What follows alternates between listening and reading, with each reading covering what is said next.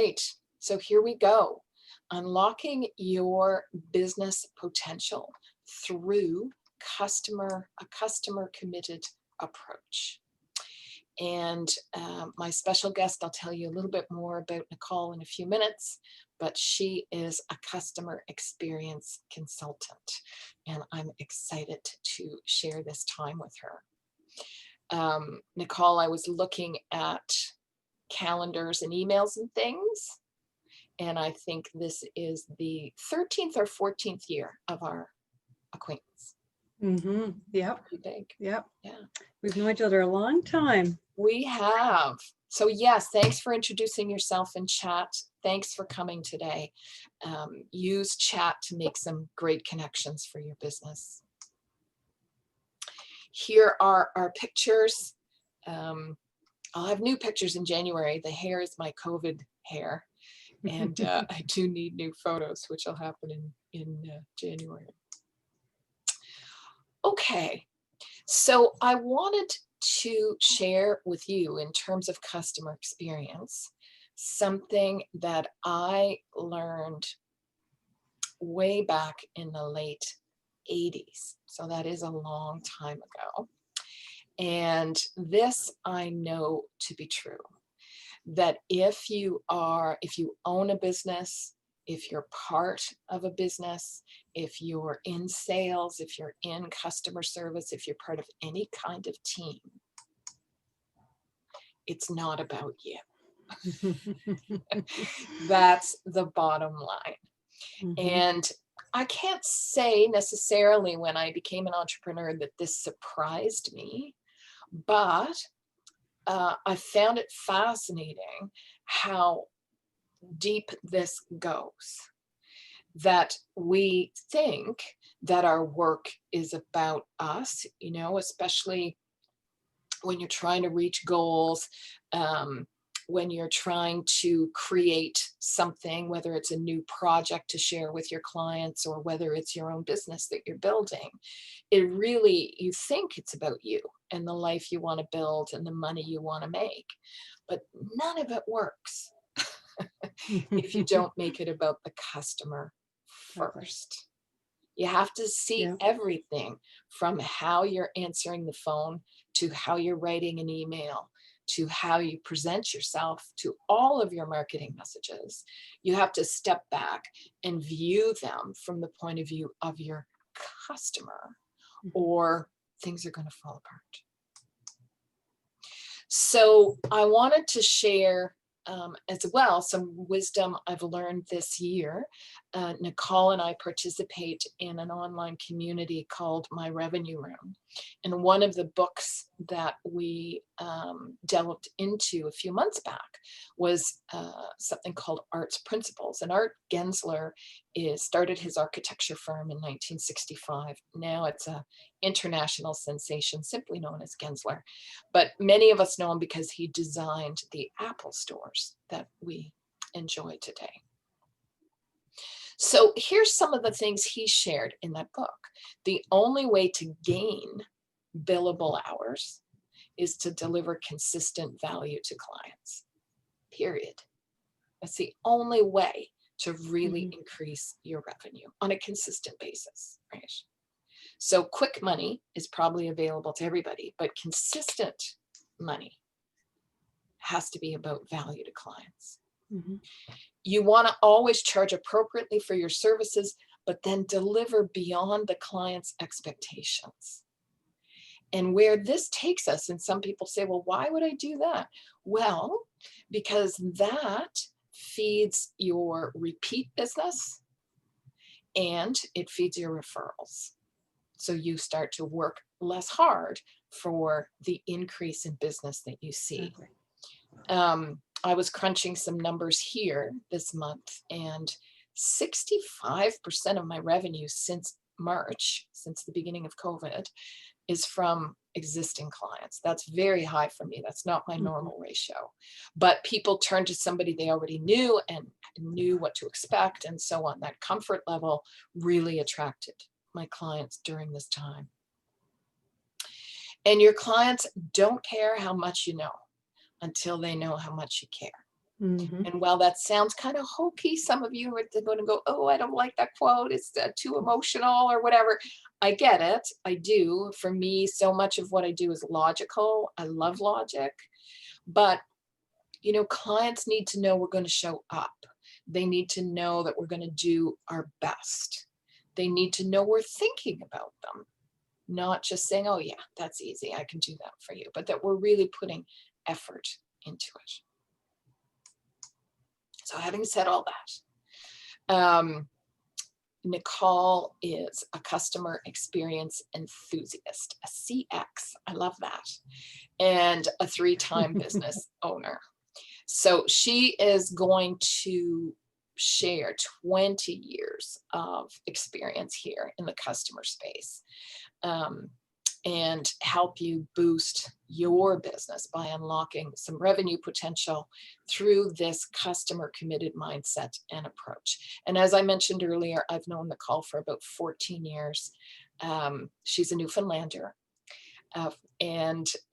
So a delight always. I've had the privilege of being in Newfoundland with her, drinking in a bar, having a great time always. Yep. So I feel very, very fortunate and so glad that you're here, Nicole. Thank you so much, Mary Jane. And I can say wholeheartedly that Mary Jane lives this every day: customer experience, customer success. There's no surprise to me that, a big chunk of her revenue this year and contracts is coming from your existing customers, because I know, that the reputation, the trust, and the reliability and everything else, right, that you deliver on day in, day out, every single time without fail. Thank you. So yeah, you live this every day. I'm probably a little bit too anal about it, but there you go. It is what you can never be too much. That's the thing. And I think for me, like, 20 years, yes, like I've been in the entrepreneurship space for 20 years, like working in entrepreneurial organizations and in the trenches with entrepreneurs, seeing what they're doing, what their motivation is. And at the end of the day, it's because we all have that thing in common where we want to deliver something the best we can deliver it. We want to provide a solution. We want to, we feel the pain that our customers are coming to us with. And whether we're the answer or not, we can still provide a solution. Absolutely. Right? So I know one of my businesses is a mobility equipment rental business. And perhaps I don't have the equipment that a customer needs, but I'll never just send them off without giving them some other options or some ways that they can kind of navigate this uncertain, maybe they're in a recovery of a surgery or something, right? They need support. They don't want to be tossed on to without an answer, right? So what I'm going to do, Nicole, I'm going to stop my share. Yep. So you can share your slides. Yep. And tell us a bit more. I know that you've got the mobility business on the go, but you also have another business on the go, two more, I guess, but another business that really is all about bringing people joy and delight in their lives. Yeah. And can you see my screen? Not yet. Not yet? No. Share screen. Here we go. Now Here can it you see my comes. screen? Yep. From the beginning. There we go. Yeah. So another business, and my sister is here on the line from Petawawa. So she and I started a business 3.5 years ago. We launched during Mental Health Awareness Week in May. So 3.5 years ago. Yeah. And it's a business called Piece by Piece Puzzles. And essentially we are taking my sister's inspirational messages that she has written to published books of poetry. We're layering them on top of a beautiful image and then converting it to a jigsaw puzzle. So you get that blended experience of that therapeutic kind of, enjoyment with a message of hope and love and inspiration. So we've had a ton of fun doing that. So those two business experiences have certainly kind of informed my approach, I guess, to working with customers. They're very different businesses, but yet they, I think they motivate me to show up better every day, right? Wonderful. And what does that mean? It means delivering on a promise. You deliver on the expectations your customer has with you and from you, and you just do that repeatedly every day, every interaction. So customer experience, customer success, I think this was something I was always naturally inclined towards before I even knew there was a definition behind it, Yeah. right? Yeah. It was just always about delivering the best it can be. And when we look at what customers want today, they want a lot of things, but on the top of that list is they want ease, they want speed, and they want personalization. So Okay. make it easy for them, right?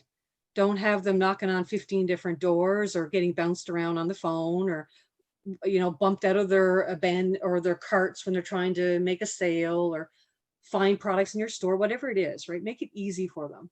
Make it fast, right? They don't want to be waiting 48 hours for a response. They want it fast. And if you can make them feel special in that process and personalize that experience with them, that's going to move the needle for So how you actually. what are your areas of advice for that? Because that sounds like a lot. It sounds like a lot, but I think it comes back to just listening to what your customer is asking for. Um, Listen to understand and then to be understood, I think is a big part, is knowing what they want from you. And then finding a way that you can help solve it. So um, Do you figuring. do you have a process you follow? Like, how do you? Well, yeah, well, I can give you an example. When I first started my mobility equipment rental business, at first I had it, I was tracking everything on Excel, and had a paper document that I would have them sign, but I realized that's not going to work. I can't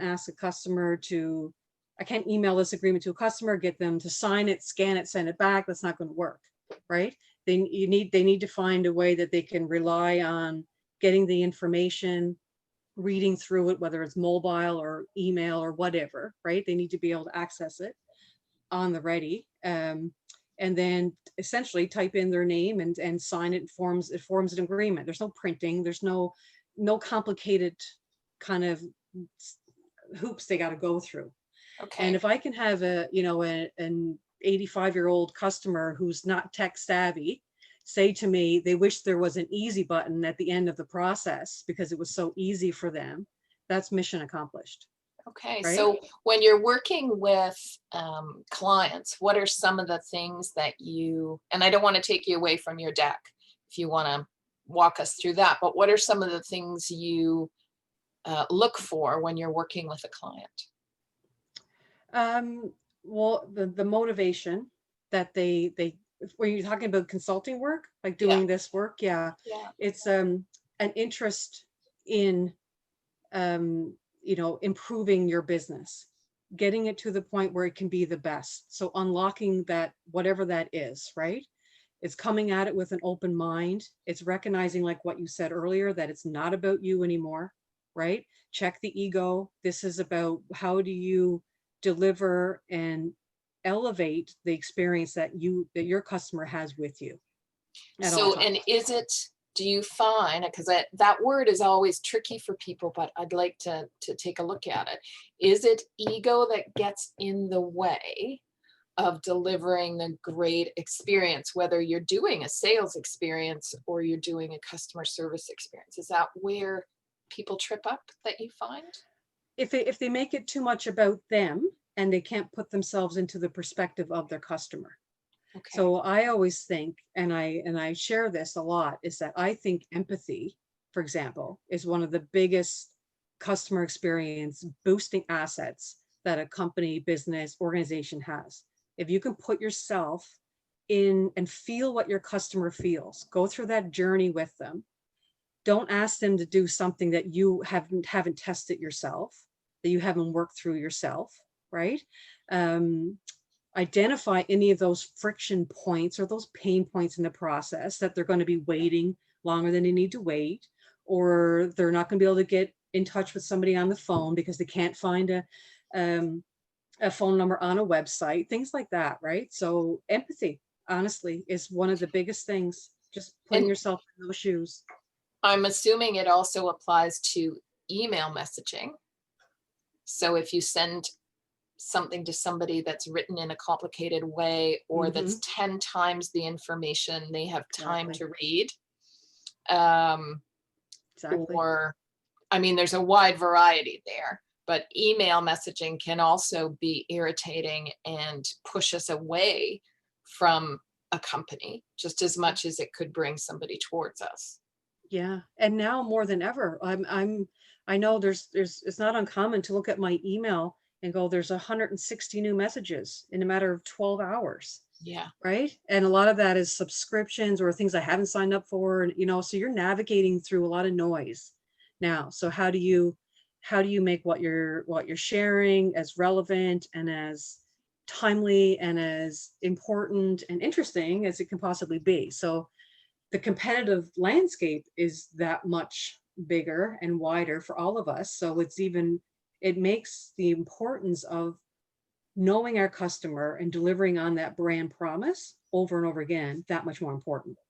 So one That of the much more important. things I often do when I'm working in terms of sales process is I'll say to somebody, take a phone call from telemarketers for 2 weeks, answer your phone regardless, and just pay attention to how you react to an annoying call. What are the words the person's using that's making you defensive? Exactly. What about the call is annoying you? Then take that information and apply it to your work so that you aren't doing those things. Exactly. Do the opposite of that. Yeah. And so is that part of how you are working with your clients, is to get them to really analyze not only their steps, but how they feel when they encounter a similar situation, but they're the customer? Exactly. Right. It's being in the shoes of understanding what that is, understanding what you're asking your customer to do, Yeah. right? Throughout every stage of the process. And we say touch points, customer touch points, and all that really is all the points that a person interacts with you. It could be your billboard, it could be your social media, it could be your refund policy, it could be your frontline salesperson, it could be the person answering the phone, customer service, whatever that is. It's consistent, it's customer committed, right? It's focused on them. So do you want to walk us through your slides? Sure. I Yeah. want to make sure we don't run out of time. Yeah. So we know a number of things, right? We know that if somebody has a bad experience, they're going to tell 15 people on average, versus somebody has a good experience, they'll tell 11 people. If somebody's had a bad experience, they're 95% more likely to tell somebody. So not only are they more likely to tell, they're going to tell more people. Right. So we know, we know that this is research, right? That's time tested and true. We know that 86% of people will actually spend more on a customer experience. That's really good. And not only will they spend more, they'll spend 17% more. So for every dollar they spend, Wow. they'll spend $1.17. That affects your bottom line. Totally. Right? That's where it shows up big time there. And then a stat that I find really interesting, because I've lived this, is if an organization or company is committed to their customer experience, this employee engagement will go up 20%. So that affects your bottom line, because our staff, our teams are so huge, right? As an asset in our organizations. Okay. So if they're working in a place where they know the company is committed to getting the customer experience right, they're on board. They're happier, they're more committed, they're more engaged, you're getting more out of them, right? So it's a win-win around the board. So these are some stats that we know. So that really drives it and fuels it. Isabel is asking if you can provide the reference for the 17% difference. Yeah, I can after this, because there's a number of really good, all these stats that I just shared. Yep. There's a report, number of reports. So I can include that in a link. Mary Jane, if you want to send it out as a follow-up, I know you do that. Yeah, we do Yeah. a follow-up, Isabel. So I'll make sure that we include this information from Nicole in that follow-up. Great. Yep. Yep, perfect. So we talk a lot about, well, customer experience, customer success. It's so important. I think we all get that. We wouldn't be here if we didn't believe that, right? But how do you know that you're moving the needle, that you're doing some things that are actually moving the needle? So I put a couple slides up here just to kind of put some context and definition around what that looks like and how you can go about even approaching this to know if you're doing it right in your business. Okay. So for one here, the first one is a goal completion rate or score. And it's as simple as asking your customer, did you find what you're looking for? And we all go to those stores where we get to the checkout and they ask us, did you find everything you're looking for? And I know if I'm at Costco, my usual answer is, oh yes, and much, much more. Right. So it's like, but sometimes it may be somebody might say, well, I came in looking for this product and you haven't had it the last 3 times I've been in here. Right. So what's that allowing to happen is you're sharing with that at that point of interaction, a friction point, right? You're giving that information to that salesperson to say, you know what, you haven't had this product. It's obviously annoyed me. I'm sharing it with you. Now they have that information. They go and act on it. Okay. So it's as simple as that, as a goal completion rate. But you can insert that question at any point, right? Okay. in their process. Here's another one, a customer effort score. So we talked about the importance of ease in your business, making it easy. This measures the effort a customer used to complete an interaction. So you can frame this whatever way you like. And oftentimes it's around a point of where there might be some friction in a company or organization. So for example, at the refund, you're trying to get a refund or you're trying to exchange something, right? You want to ask, was it easy to do this? So you can identify any of the points that made it difficult. And then you go and do the work of eliminating those tough points. And I'm going to add something here for everybody to think about. One of the things that's really changed about customers is that, since we've started working with so many multinationals, and they have the ability to, give us things for free, or they have the ability to hire employees that don't know everything. So you do get passed around a lot. We are all defensive whenever we have to make a customer service call. We didn't used to be, because we used to be hopeful. We thought, oh, I'm going to call somebody. They're going to be great. We're going to have a great conversation. I'm going to resolve this problem.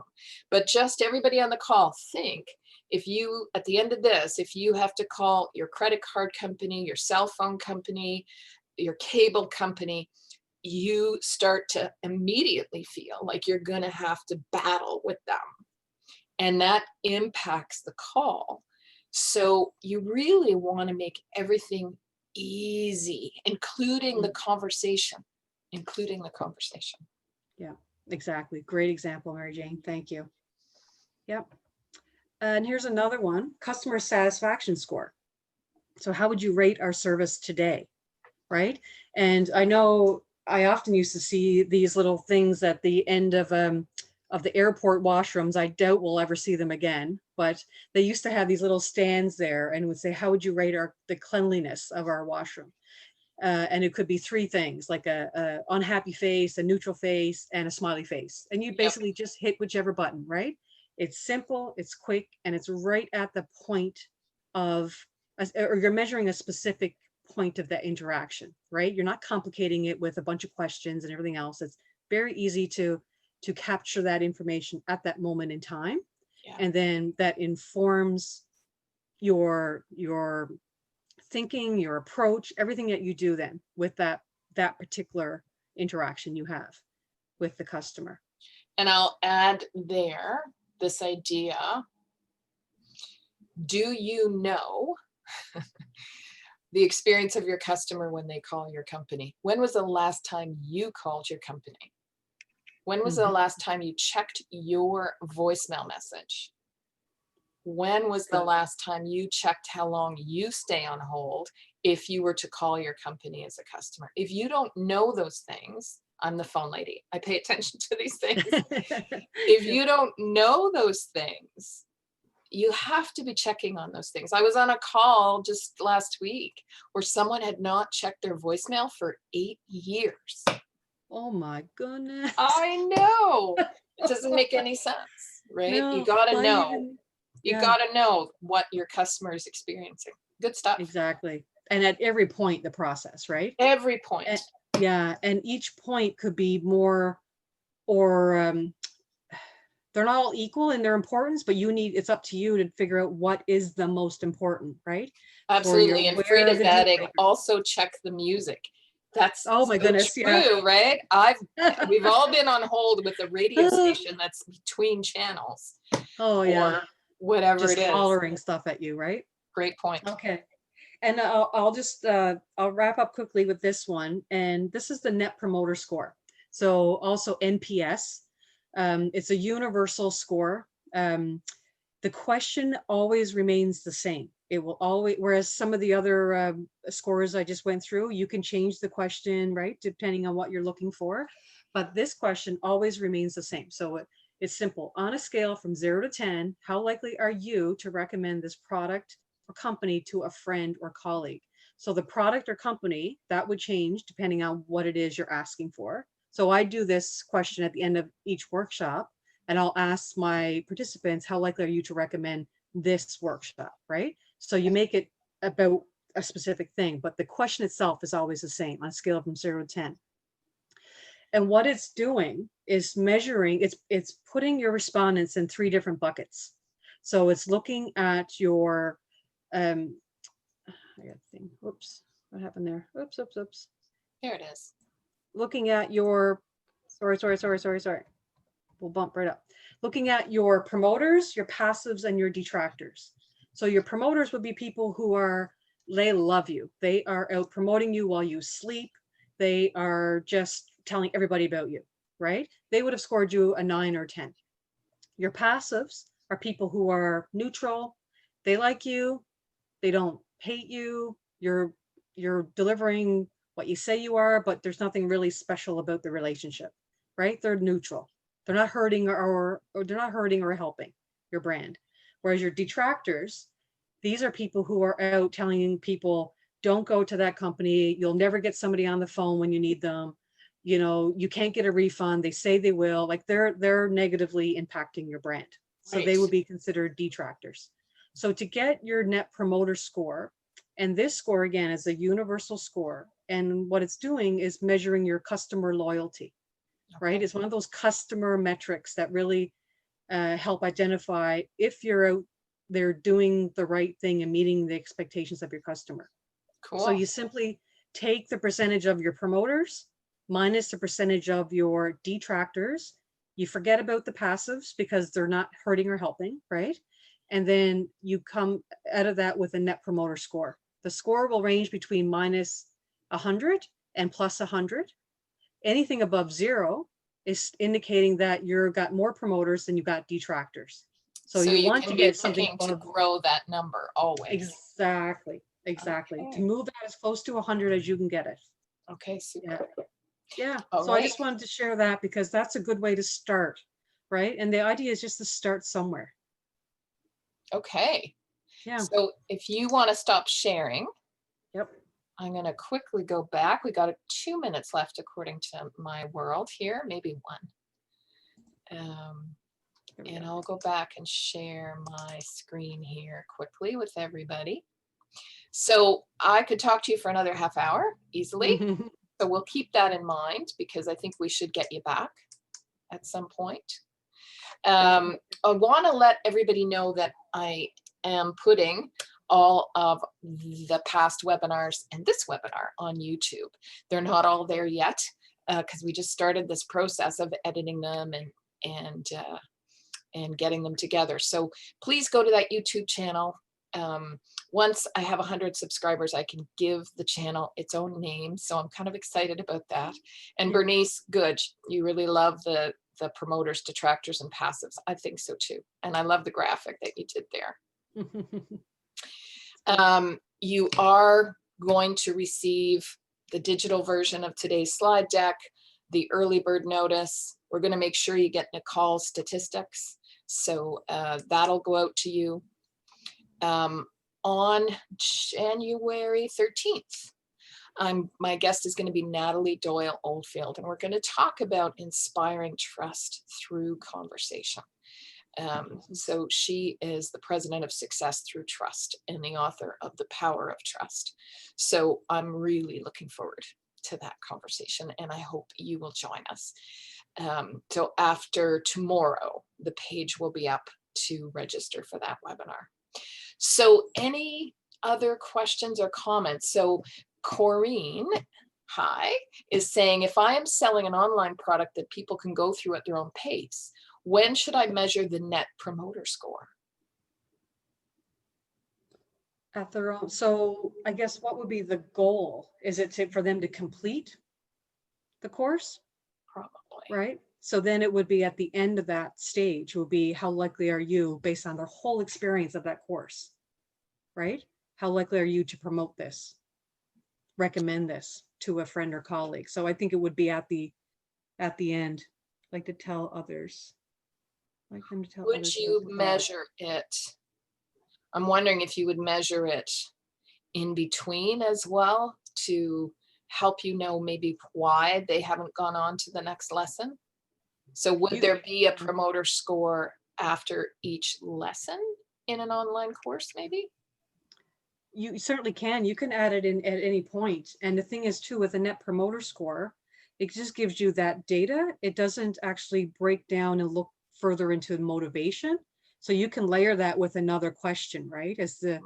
Yeah. And you can do that. I know I've done many LinkedIn learning courses and stuff like that. And after like one chapter, it could be a quiz inserted, or it could be, what did you like most about this, or whatever, right? So you can, yeah, whatever.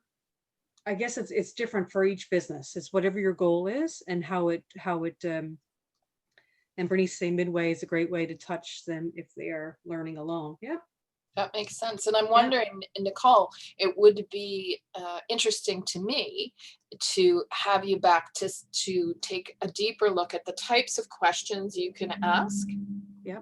Maybe take a couple of industries that we could think of and just give some samples and get some interaction that way, because I think that's the key always, and not only in customer service, but in sales, is the questions you ask really guide the process.